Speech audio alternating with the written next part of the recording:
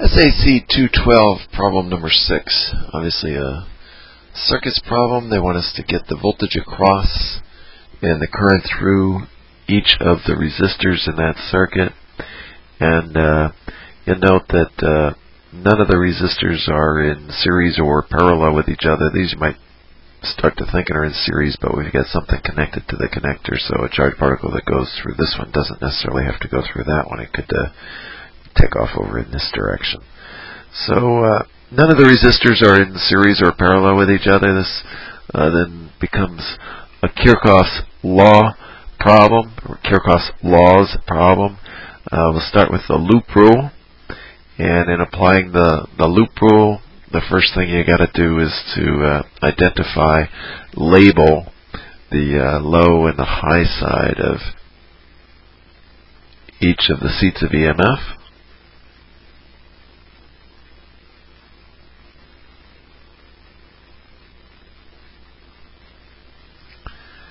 And then define a current for each leg of the circuit. I call the current that goes through R1, I'll call I1. So a leg of the circuit will extend from one junction to the next junction of 3 or more wires with no junctions in between. Over here we'll have some current going through R3. I'll call that I3.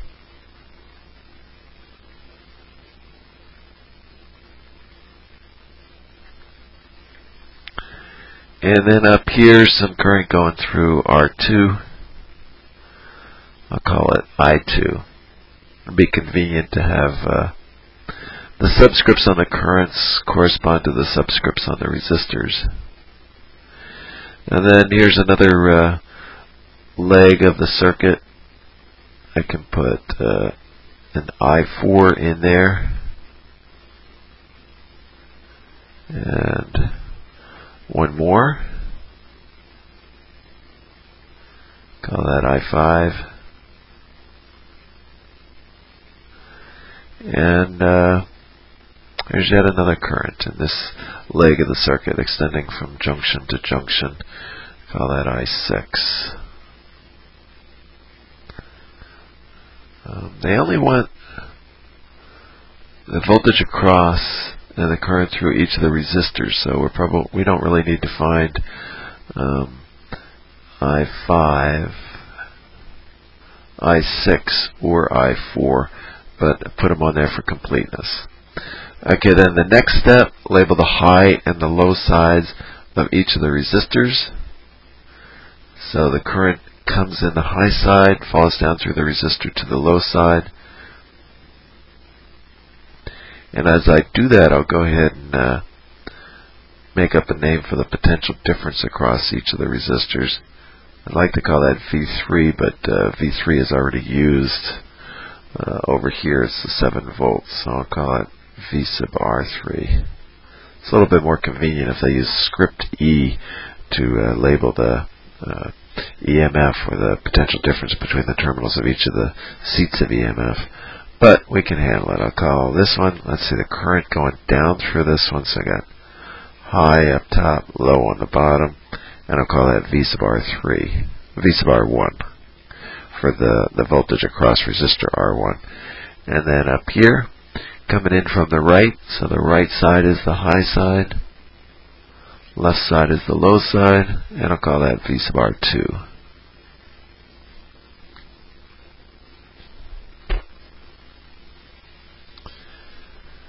Alright, now let's draw some loops.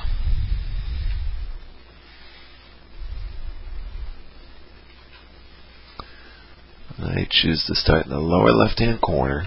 Remember, when you start a loop, you can't start anywhere in the middle of a circuit element. So somewhere at a junction or on the straight piece of wire, and I'll let this loop go clockwise around this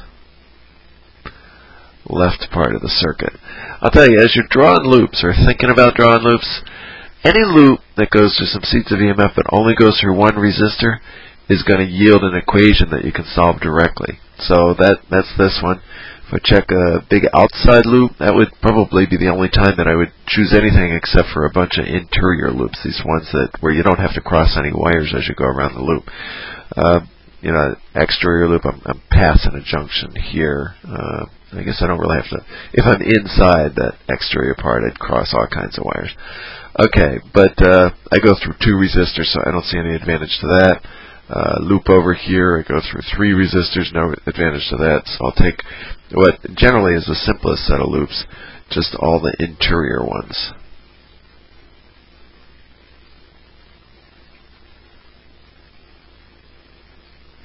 There's a second loop. I'll call the first one loop 1, the second one loop 2. Make sure you can see the arrowhead there at the end. And this one I'll call loop 3.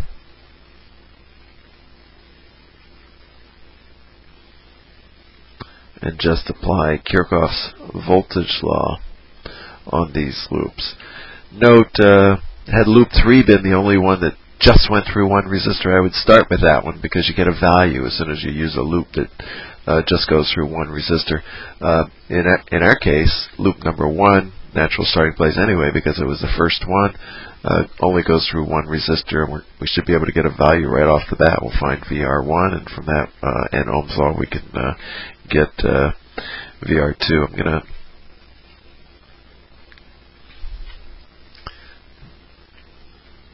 actually label I6 over here as well, because I think it'll disappear otherwise. Let me switch over to this window to analyze the loop. I'm going to apply Kirchhoffs voltage law on loop number 1 first. Alright, I start here. First thing I come to is that seed of EMF labeled V1, and I go from the low side to the high side. That's a positive increase. From low to high is a positive increase. And so I get plus V1. And then over here I'm going from the high side to the low side. That's a drop, or a negative increase, if you will. Call it minus V2. And then I come to the resistor, and I'm going from high to low, so a negative change. That is a change in voltage of negative V sub R1.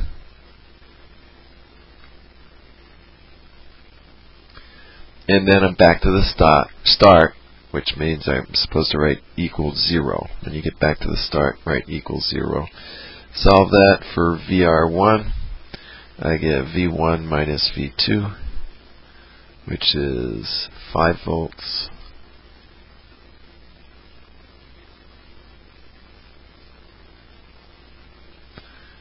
Minus V2, which is 2 volts.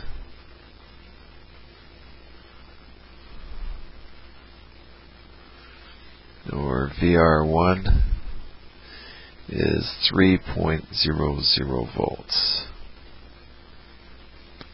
That's one of the answers. They wanted the voltage across and the current through each of the resistors. That's the voltage across resistor R1.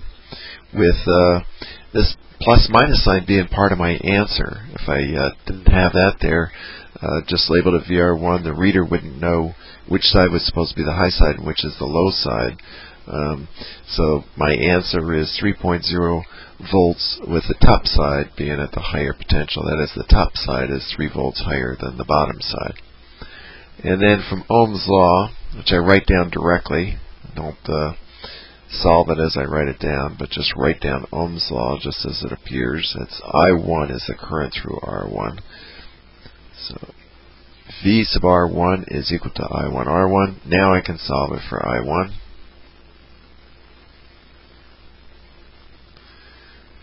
Please do not just write this down as your first line.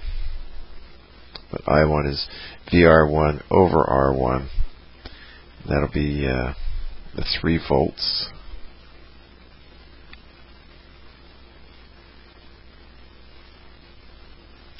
Divided by 3 ohms. Which is 1 ampere. there's the current through R1.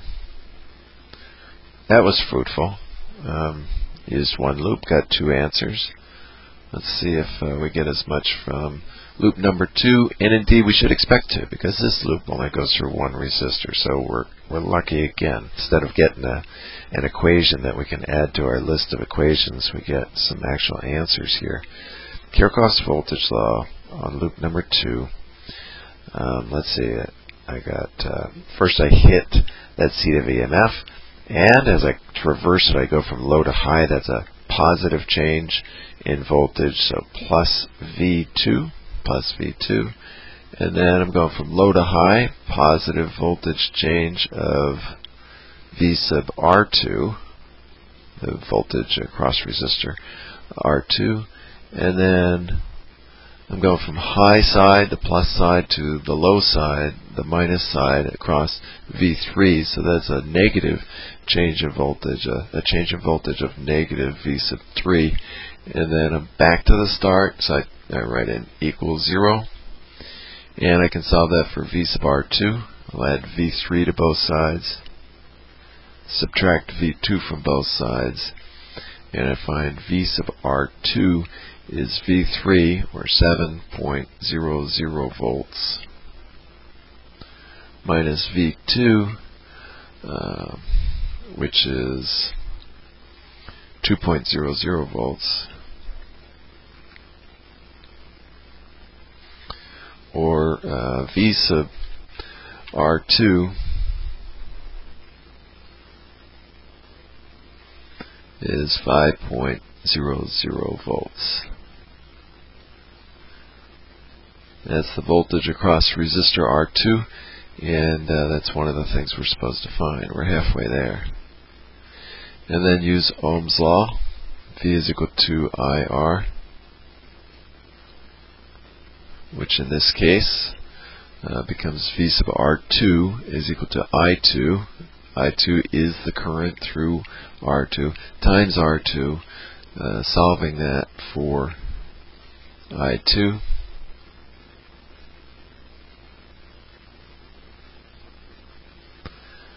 R2, which will be V sub R2, just found to be 5.0 volts, right here, and then divided by the R2, which was given as 6.0 ohms. And this works out to be, for this one we got to get the calculator out, turns out to be 0.833 amperes.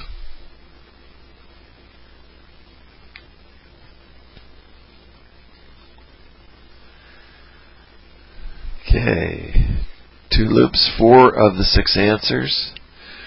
Now we'll go down to this last loop. I can write KVL on loop 3, and it yields, let's see, first we're going from low to high, so that's a positive change in voltage, a positive V sub R1. Now I'm going from low to high, that's a positive change of V sub 3. Continue around this loop 3, and I'm going from high to low, so a negative change in voltage of V sub R3. And then I'm back to the start, so equals 0. So V sub R3 is what I'm looking for. I actually got a value for VR1 already, so we'll be able to get an answer right away here, even though it goes through 2 resistors, because we've already got the voltage across one of them. So V sub R3 is VR1 plus V3, which is equal to, let's see what we got for VR1 was 3 volts. So 3.00 volts.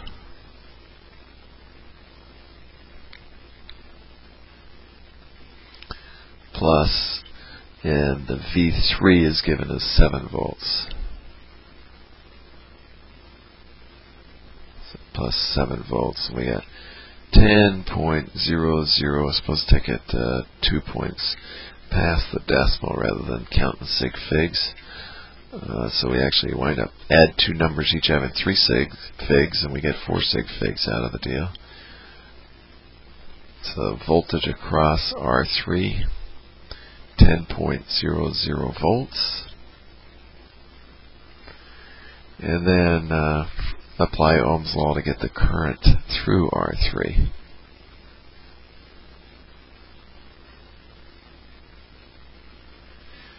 So I3 is going to be VR3 divided by R3, where I3 is equal to the 10.00 volts that we just found, all divided by the given value of R3 was 8 ohms.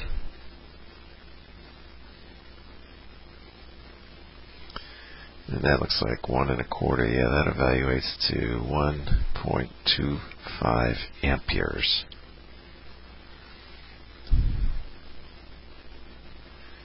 And that does it for SAC 212.